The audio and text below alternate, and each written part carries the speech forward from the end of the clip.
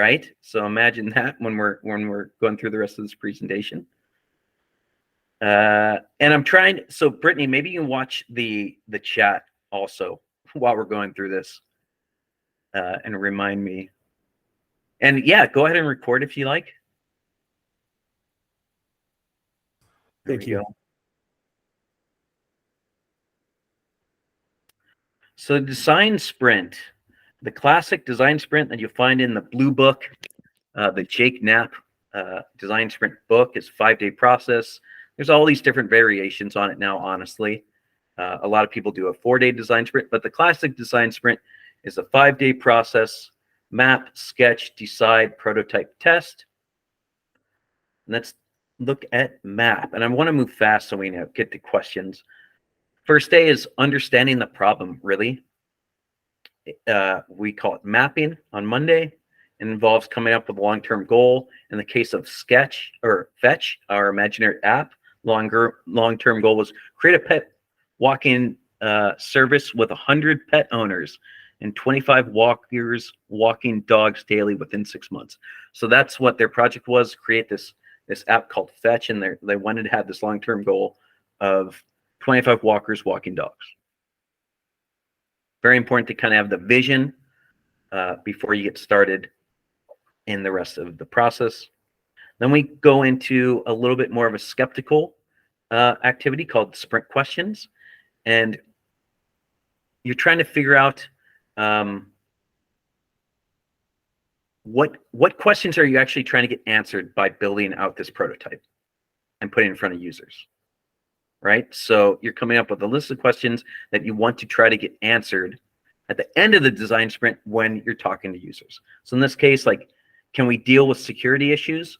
Maybe in your prototype, you want to think about ways that you might, or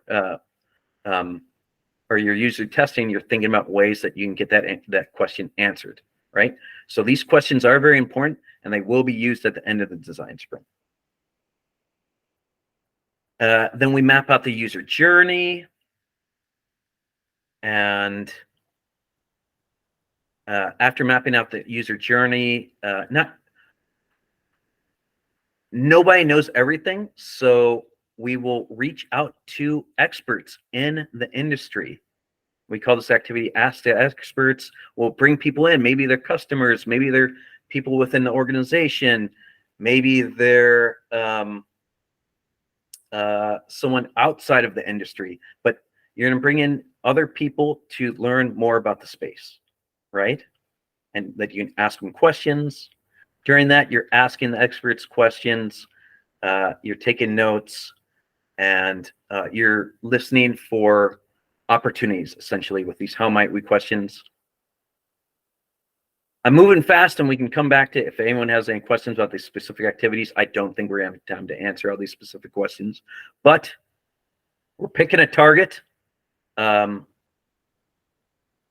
most projects, let's say you're developing an app, you can't prototype the whole app. You're probably going to have to just zone in on a specific target in the customer experience or the customer journey that you want to prototype for. So you will use these Ask the Expert questions to help identify a target that you are going to actually prototype. That's day one. Day two is a little bit more fun and the creative part. You're coming together. We'll run these activities called lightning demos. It's where you can go out and grab inspiration from out in the world, because you've now going to start thinking about what the design might look like, and you're looking for inspiration. We're going to go into another principle of group brainstorms don't work. So you'll sketch alone. We move into the 4-step sketch where everyone's going to start sketching out their ideas. And we go through these 4 activities with ultimately a fairly rough sketch at the end. On Wednesday, it's all about making decisions. So you're going to vote on your favorite sketches, and remember the decider. So you have these 7 competing sketches or solutions in this case, or how many competing solutions depending on the number of participants there. and you will go around, look at them as a group. You will leave questions that you might have about each sketch that you want to have answered. You're going to critique the sketches. And ultimately, after voting, everyone, all the participants are going to vote. The decider is going to make a call on which sketch gets prototyped. Okay? We have this Rumble or all-in-one. Sometimes groups want to prototype 2 different sketches, and you can do it. It takes some more time and resources, but it has been done. You also have to get more user testers if you're going to prototype 2 different sketches. Just keep that in mind. And once you've decided on your sketch, you're going to turn them into storyboards. And I like to think of a storyboard as an even more high fidelity sketch, right? Because the storyboard is really going to be what the prototyper is going to look at when they're going to actually build out the prototype. So storyboarding is very important, which brings us to day 4, which is on to prototyping. Prototype is a realistic facade, and it's all that you really need to get and learn from your customers. Okay, so we're not building out the whole app in this case. We're not building out all Fetch. We're just going to create a facade of it. There's a bunch of different prototyping tools that I'm sure as UX professionals you know about. Figma being Voltage Control's favorite. And into prototyping, all different types of prototyping. You're most likely doing an app of some sort. We're talking about the Rumble. You can also do physical. You can prototype physical products, and we've done that recently that I can talk about later if you'd like to know more. There's advanced manufacturing hardware now, so you can do some crazy like 3D printing for prototyping. You can prototype retail experiences, so like services. I've seen that. Prototyping can just be, okay, we have this weight here because maybe you just want to give users the sensation of what it's like to carry around a 5-pound object. So a prototype can come in all shapes and sizes, but it's all about learning from the user. Which brings us to the 5th day and testing. In the design sprint, we do 5 customer interviews, and we found that that's enough information to reveal big patterns. That comes from a Nielsen-Norman group, found that 80% of research findings begin to trend in just 5 interviews. And what this does, it's like fast forwarding into the future.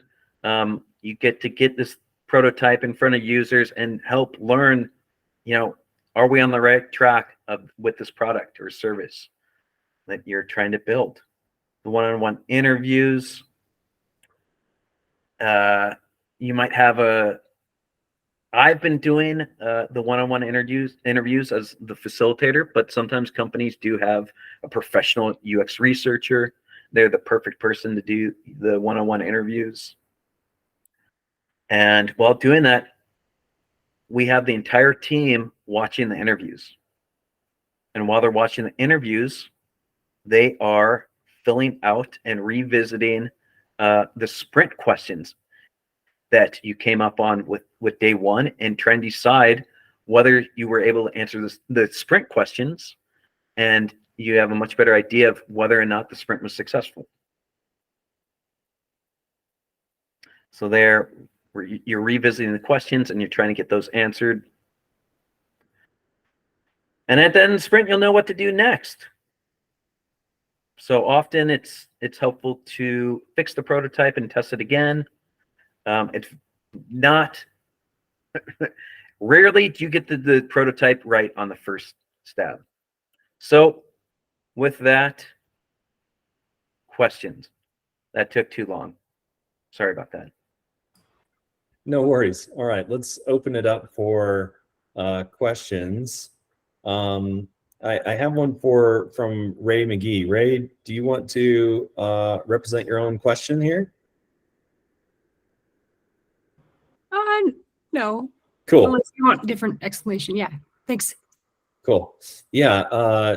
Design sprints as they might apply to a solo designer on a product team. So like, how can I pioneer or foster some of the actions or conversations for collaborating with like a non-designer rather than with POs or BAs?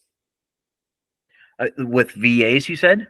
Like business analysts, or what's the PO, their product owner?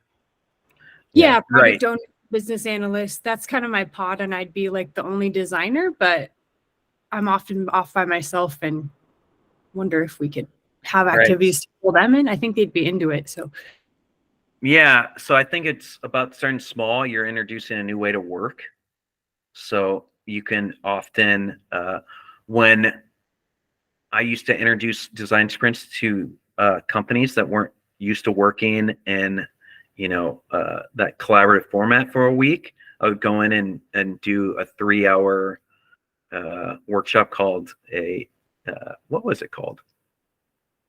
A decision sprint. A decision sprint, but essentially I would run them through a few activities that mimicked a design sprint and got them used to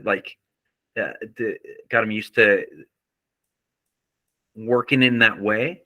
And generally they came out of them very happy and wanting to do a larger version of it. okay. So I would suggest starting very small with some other type of workshop. And I can send you an agenda on like a decision-making workshop.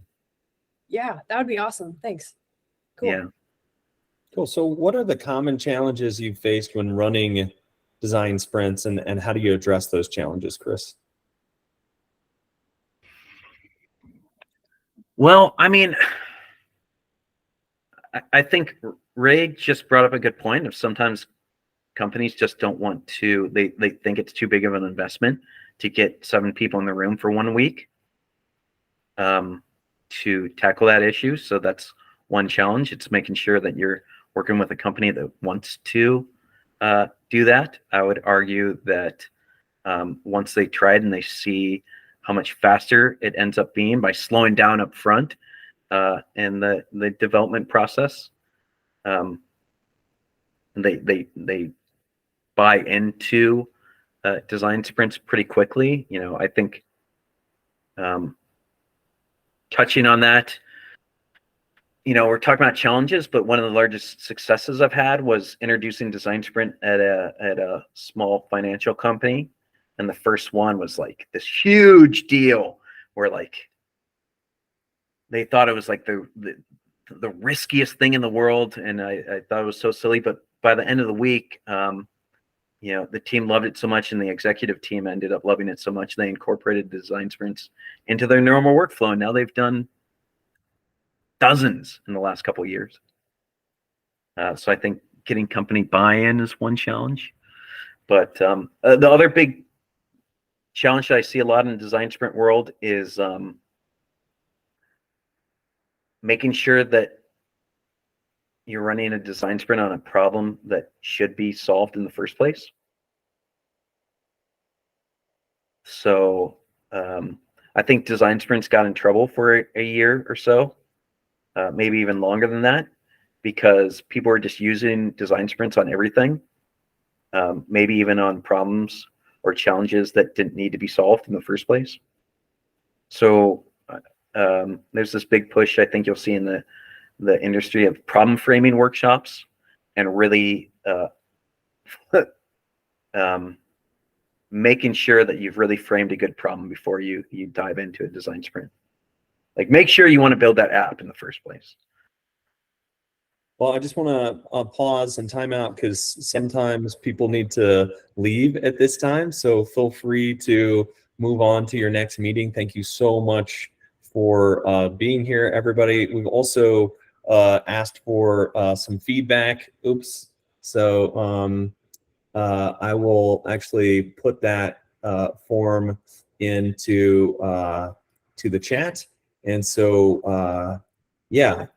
But having said that, we usually just like continue to answer questions here. For those of you who can stay, yeah, please feel free to continue to ask questions. So the next question that we have is, does it always happen within the course of a week, or, can it happen, in different time frames? No, I mean, people have been doing all sort of variations of design sprint now. I've seen them, spread it out over 4 weeks, maybe just like do the first day 1 week, do the second day 1 week, do the third day 1 week, especially as like the work from home and remote work movement has matured, things like that, and have become easier. So yeah, there are definitely some variations. You don't have to do it in that 5 days. It is fulfilling though. It's fun though. It's really, the feedback that I've gotten pretty regularly is like teams always love it and companies always love it, but it's like they never know. They're like, I either want to work like that all the time or never again, because they're just such intense experiences. Chris, one of the challenges that I've had in the past is like measuring success. Like what are some benchmarks or maybe even some metrics that you typically look at for kind of completing one and being able to say, yeah, this was well worth the time and effort, energy? Yeah, I think that goes back to really having good design sprint questions,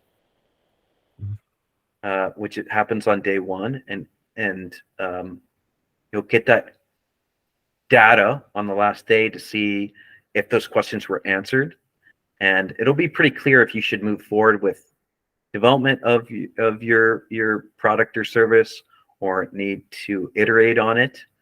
But that's how I've always gauged it. You'll know if it was a success or not.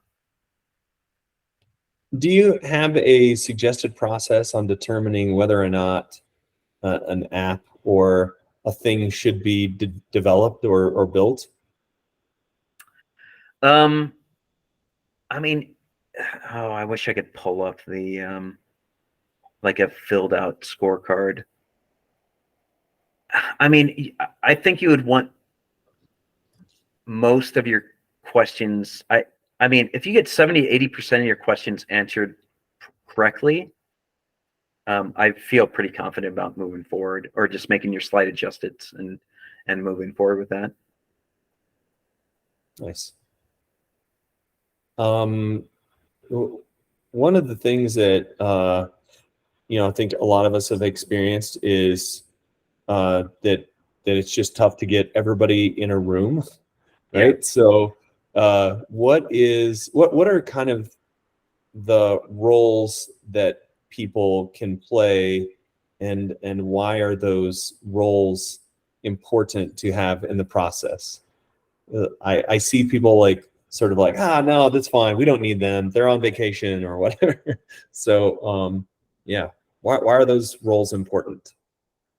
I think anyone that might be a roadblock to actually getting the product or service made later down the road should be included, or at least someone from their team. You actually bring up a point. For a while, we really wanted sometimes the executive or the leader, the CEO is the decider. But obviously it's very hard to get them in a room for 7 days. So sometimes you can just bring them in on the decision day for 2 hours. That can make getting the right people in the room a little easier. So just bringing them in on that big decision day.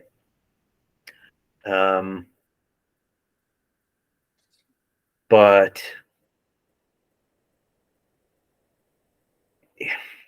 yeah, I mean, usually the clients that we've worked with, they're usually really excited to do this process. And it hasn't been that hard to get the right people in the room. Yeah. It really breaks down silos. And I think they're sick. Usually they're just so sick of spinning their wheels and nothing happening that they really want some traction on a project and they're ready to go. Right. Um, Yeah, go ahead. when you say decision day, are you referring to the day that you pick from the, the sketches? Yeah, that Wednesday. Okay. It would stink to like pick some prototype or some sketch and then it find out that the CEO just hates it, or whoever the ultimate, the person who's got all the skin in the game. But you can bring them in and they can see what you're up to and give you a yay or nay, and they can see, decide whether you move forward or not.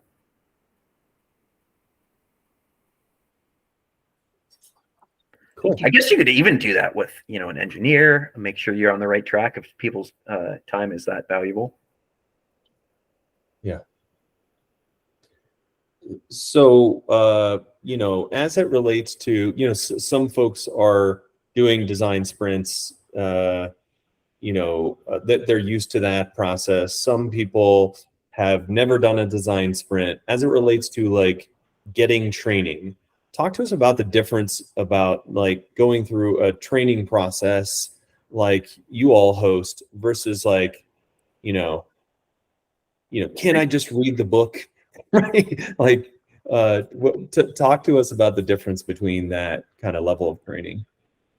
Well, at least with voltage control, their training is going to be very hands-on. Like you actually get to go through the process and even facilitate some of the activities. And I feel like that's hard to replicate. And honestly, I'll tell you the truth. My first design sprint, I just read the book and went for it. But it was under very unique circumstances. So the book is pretty good at like mapping out exactly what you should do.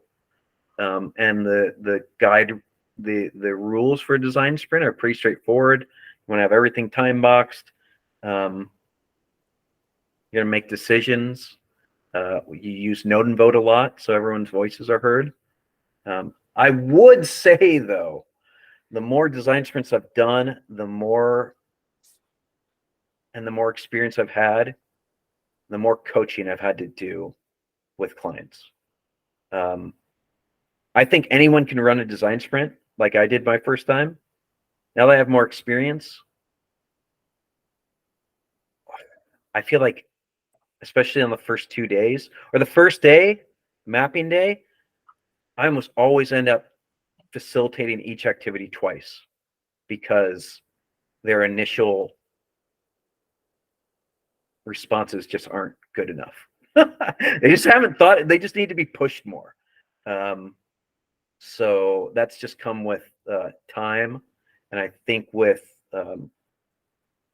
maybe a voltage control training, you'll get more insight into that, into actually, how do you write a good how might we question? How do you come up with a better long-term goal? How do you really write good design sprint questions, right? That are going to serve the prototype and make the prototype more valuable so you have better outcomes.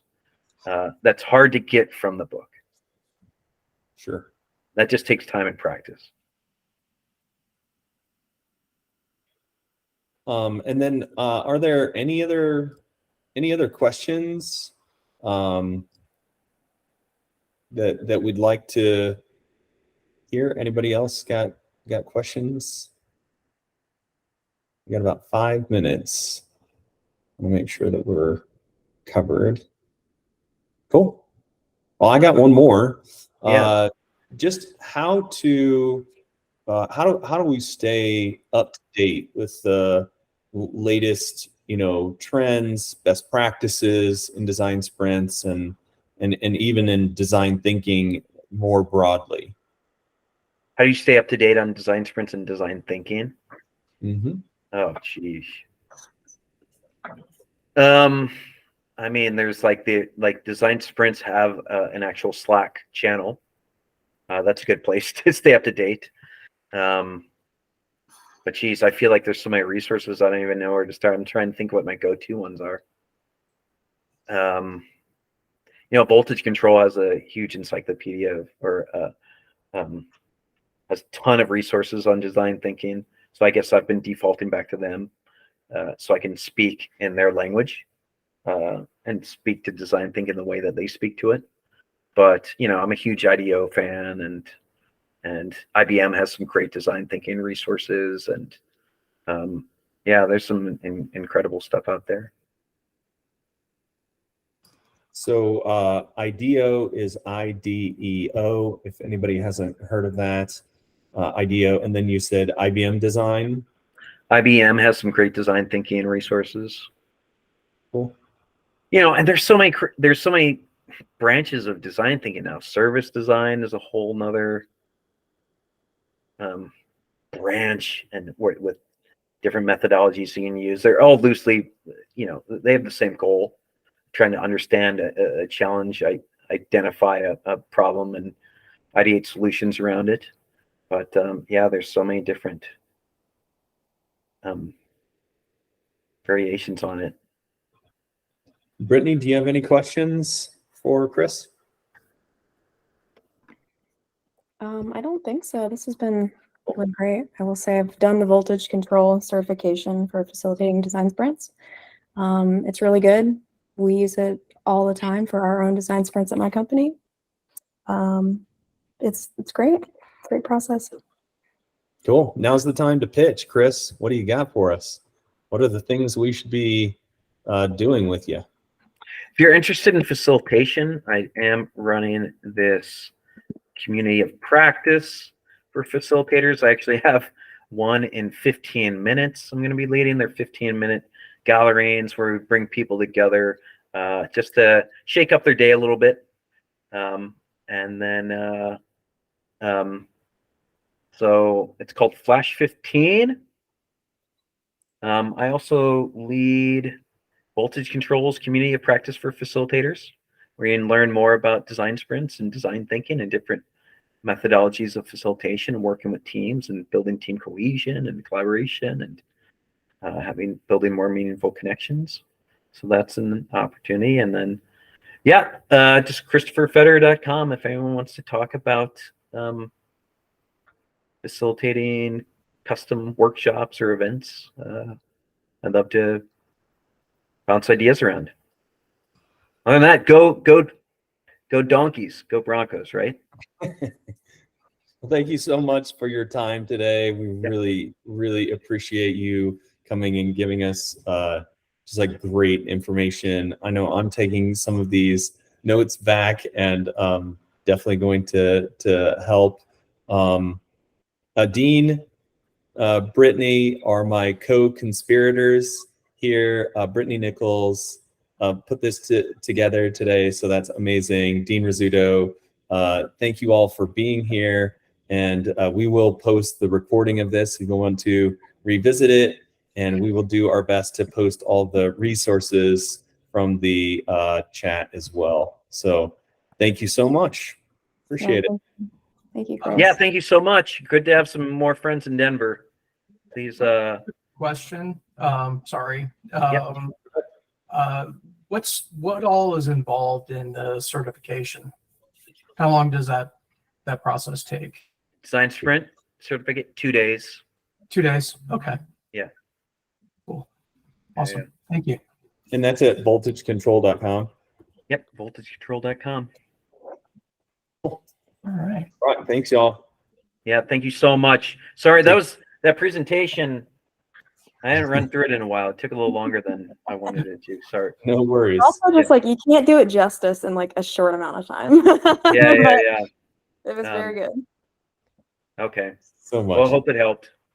It did great. Thanks. It's wonderful. All right. See ya. Bye-bye. Bye. Bye.